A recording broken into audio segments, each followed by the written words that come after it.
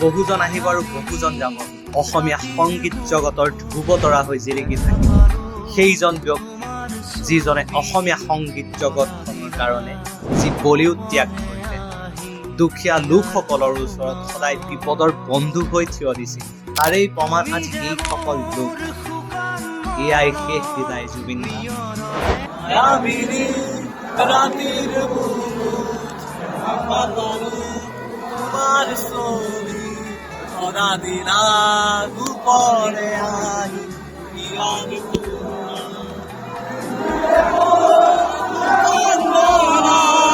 Mio dove sei stato, ma